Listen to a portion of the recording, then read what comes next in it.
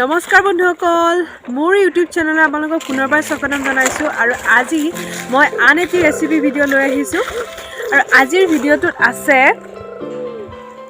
হাঁহৰ মাংস কোমোৰা আৰু আলুৰ সৈতেনো কেনেকৈ বনাব পাৰি হাঁহৰ মাংস সকলোৱে বনাব জানে আৰু সকলোৱে খাই ভালো পায় বিভিন্নজনে বিভিন্ন ধৰণে বনায় কিন্তু মইনো কেনেকৈ বনাইছো বা কেনেকৈ বনালো আপোনালোকক অকমান দেখুৱাব খুজিছো তেতিয়ালে বলক ইনো কেনেকৈ বনালো অকনমান চাই লও এয়া ডাঙৰ ডাঙৰ তিনিটা পিয়াজ কাটি লৈছো মই তাৰপিছত কেইখিলামান তেজপাত লৈছো এটা শুকান জলকীয়া লৈছো আদা অকমান থেতেলাই লৈছো এয়া নহৰু আৰু অকমান কেঁচা জলকীয়া লৈছো জলকীয়া আপোনালোকে সোৱাদ অনুসৰি ব্যৱহাৰ কৰিব যিবিলাকে বেছিকৈ খাই ভাল পায় তেওঁলোকে বেছিকৈ ব্যৱহাৰ কৰিব মই কমকৈ ব্যৱহাৰ কৰিছো এয়া মই দালচেনি লৈছো লং লৈছো আৰু ইলাইচি এটা লৈছো এইখিনি অকমান সময় ভিজাই থৈ এইখিনি মই খুন্দি পেলাই দি দিম নুমুৱাৰ আগত যেহেতুকে মই মাংস কোমোৰাৰ সৈতে বনাম আৰু এইখিনি হৈছে কোমোৰাখিনি মই অকমান ফ্ৰাই কৰি লৈছো আগতে কোমোৰাৰ পানীখিনি নোহোৱা হ'বৰ কাৰণে অকনমান সময় ফ্ৰাই কৰি লৈছো কোমোৰাখিনি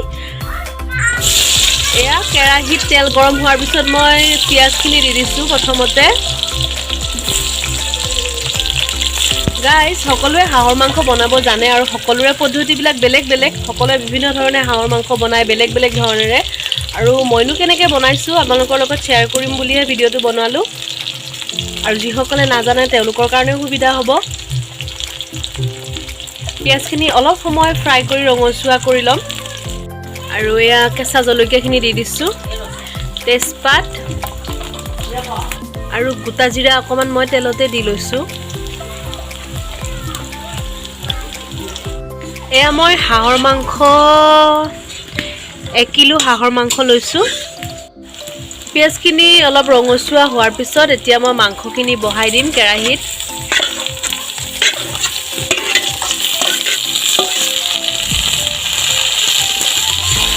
আৰু এয়া ভালদৰে লৰাই দিছো এতিয়া হাঁহৰ মাংসখিনি অলপ কিছু সময় মই ভালদৰে ফ্ৰাই কৰি ল'ম তাৰপিছত বাকিখিনি দিম 10 মিনিটমান সময় মই এনেদৰে ভালদৰে অলপ ফ্ৰাই লগাই ল'ম যেতুকে হাঁহৰ মাংস অলপ সময় লাগিব মাংসখিনি এতিয়া ধুনীয়াকৈ ফ্ৰাই লাগি গৈছে আধা ফ্ৰাই হৈছে আৰু এতিয়া মই ইয়াতে আলুখিনি এড কৰি দিছো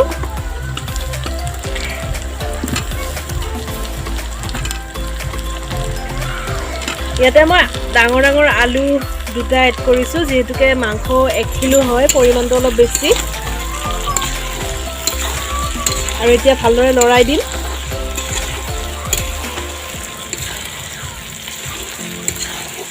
কোমোৰাখিনি যেহেতুকে মই ফ্ৰাই কৰিয়ে থৈছো আধা ফ্ৰাই কৰি থৈছো সেইকাৰণে কোমোৰাখিনি অলপ পলম কৰি দিম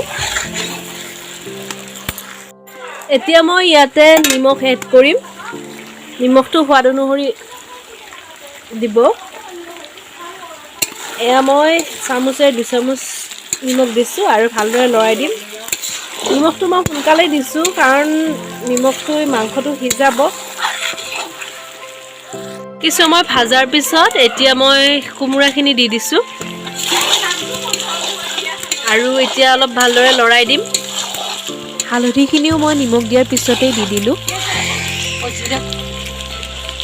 আৰু এয়া নহৰু বটা আৰু আদা বটাখিনি মই দি দিছো এতিয়া বন্ধুসকল নহৰু আৰু আদা পেষ্টখিনি তেলতো দিব পাৰে প্ৰথমতে কিন্তু মই তেলত দি প্ৰথমতে বনোৱা নাই এতিয়া দিছো আদা ফ্ৰাই লগাৰ পিছত দিছো এনেকৈও বনাব পাৰি আৰু আপোনালোকে যদি এনেদৰে বনোৱা নাই বনাই চাবচোন বাৰু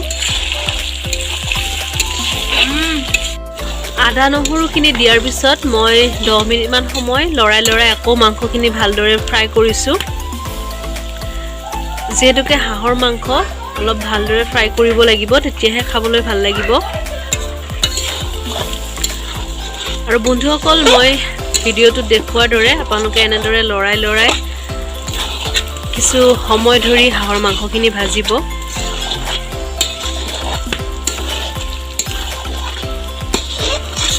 মাংসখিনি মই জুইত বনাইছো কাৰণ জুইত বনোৱা মাংসৰ সোৱাদেই বেলেগ হয়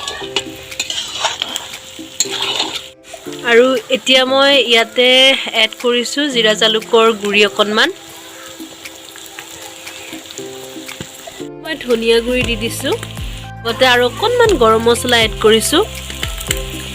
আৰু এতিয়া এইখিনি আৰু অলপ সময় 2 মিনিটমান সময় মই ফ্ৰাই কৰিম। আৰু বন্ধুসকল চাওক মাংসখিনি ধুনীয়াকৈ ফ্ৰাই লাগিছে, কেৰাহীৰ পৰা তেলটো এৰি আহিছে, মাংসয়ো তেল বহুতখিনি এৰিছে। আৰু হাঁহৰ মাংস বনাবলৈ অতিয়ে সহজ, কাৰণ হাঁহৰ মাংসৰ পৰা যিহেতুকে তেল ওলায়। চাওক দেখিলেই ধৰিব পৰা হৈছে যে মাংসখিনি ধুনীয়াকৈ ফ্ৰাই লাগিছে। এতিয়া মই ইয়াতে পানী এড কৰিম।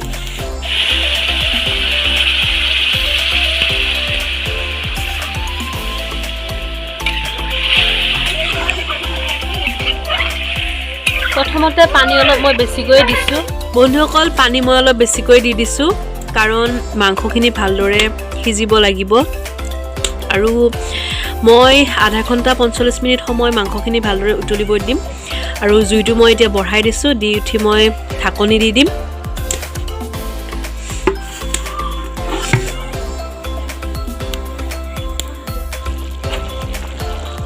বন্ধুসকল এয়া 10 মিনিটমান পিছত মই ঢাকনিখন গুচাই চাইছোঁ, পানী অকণমান কমি গৈছে। আৰু এতিয়া মই দিম অকণমান জালুকৰ গুড়ি ছটিয়াই দিছোঁ। বন্ধুসকল আকৌ 15 মিনিট পিছত মই ঢাকনিখন গুচাই এয়া চাইছোঁ মাংসখিনি পানী কিছু কমিছে, কিন্তু আৰু অলপ কমিব লাগিব। আৰু আধা ঘণ্টা মই উতলিবলৈ দিম মাংসখিনি। বন্ধুসকল এয়া আমাৰ হাঁহৰ মাংস প্ৰায় হৈছেই, পানীখিনি কমি আধা হৈছেগৈ, ধুনীয়াকৈ গ্ৰেভি হৈছে। আৰু এতিয়া মই শেষত ডালচেনি ইলাইচিখিনি অকণমান গুড়ি কৰি পানীৰ সৈতে দি দিছোঁ। আৰু 1 মিনিটমান সময়ৰ পিছত মই হাঁহৰ মাংসখিনি নুমাই থৈ দিম। এয়া দেখিছে ধুনীয়াকৈ গ্ৰেভি হৈছে আৰু পানীখিনি কমি আধা হৈছেগৈ, মাংসখিনি ধুনীয়াকৈ সিজিছে। আৰু আজি আমাৰ হাঁহ আৰু কোমোৰাৰে বনোৱা হাঁহৰ মাংস ৰেডি। আপোনালোকে এনেদৰে ট্ৰাই কৰা নাই যদি ট্ৰাই কৰি চাব। আৰু এয়া হাঁহৰ মাংসখিনি নুমাই উঠি মই অকণমান কেঁচা ধনিয়া এনেদৰে ছটিয়াই দিছোঁ, এইখিনি এটা ধুনীয়া সোৱাদ এটা আনিব। ফ্ৰেণ্ডছ, এইটোৱে আছিলে মোৰ হাঁহৰ মাংসৰ ৰেচিপি, হাঁহ আৰু কোমোৰাৰ ৰেচিপি। আৰু যদি ভিডিঅ'টো চাই ভাল পায় তেতিয়াহ'লে লাইক, কমেণ্ট, শ্বেয়াৰ কৰিব, লগতে চেনেলটো ছাবস্ক্ৰাইব কৰিবলৈ নাপাহৰিব। আৰু বেল আইকনটো প্ৰেছ কৰি অল কৰি থৈ দিব, যাতে মই আহিবলগীয়া ভিডিঅ'ৰ ন'টিফিকেশ্যন পাই থাকে। তেতিয়াহ'লে আজিলৈ টাটা, বাই বাই।